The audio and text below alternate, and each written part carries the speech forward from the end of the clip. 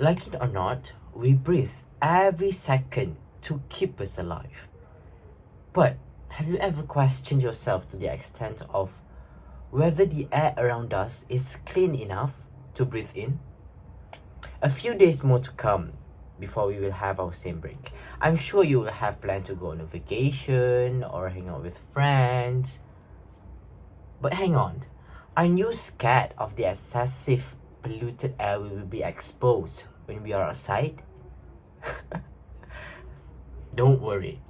Today, I want to persuade you that our current air pollution is not necessary to be cleaned, as what most people think of.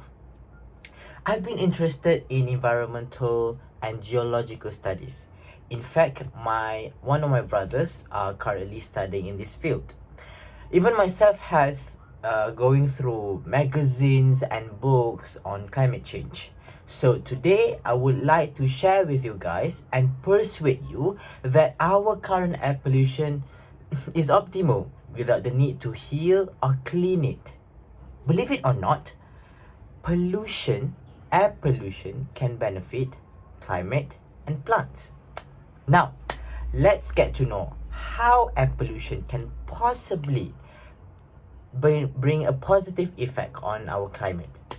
According to a climate researcher at Cornell University, Natalie Mahowald, the substance contained in the polluted air can bring positive effect to the climate. How can that be possible?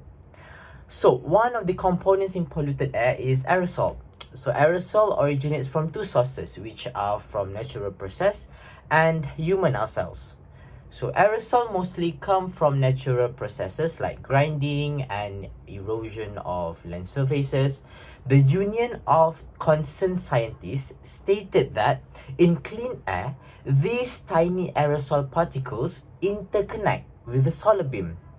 These particles reflect solar radiation which coming from the sun. This situation makes the Earth's surface below them cooler than they would otherwise be. For instance, in 1991, a volcanic eruption had happened to the Pinatubo volcano in Philippines. This eruption had released a huge amount of sulfate, which is one of aerosol's components, to the atmosphere. According to the same source, surprisingly, these sulfate particles had brought a major cooling impact all over the globe. Not just for days, but 2 years. Apart from that, aerosols also come from the combustion of fossil fuels, biofuels, and biomass burning that we did. These kind of aerosols contain bits of black carbon called soot. The Union of Concerned Scientists stated that these particles will warm their surroundings by absorbing solar radiation around them. This situation will allow the radiation to vanish as much as the aerosol can hold before it reaches the ground. According to the same source, the carbon in the aerosol also reflect the incoming sunlight, which make aerosols act like a shade.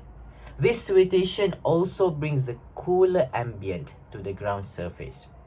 From these evidences, we can see that air pollution can positively benefit the climate, as it can keep our environment from warming in a faster pace. Next, let's see how air pollution can benefit the plants. According to an associate professor in behavioral science at University of Chicago Booth School of Business, polluted air can help plants grow. Wow, sounds strange, isn't it? Polluted air contains nitrogen dioxide, which has been stigmatized as a bad substance after all this time. To grow, plants need light, air, water, nutrients, and space. Specifically for nutrients, plants need nitrogen, phosphorus, and potassium. These nutrients mainly get absorbed by the roots, which next will be extracted by other parts of the plants. Addition to that, an article published by Nature.com also stated that plants use their leaves to absorb inorganic airborne nitrogen molecules.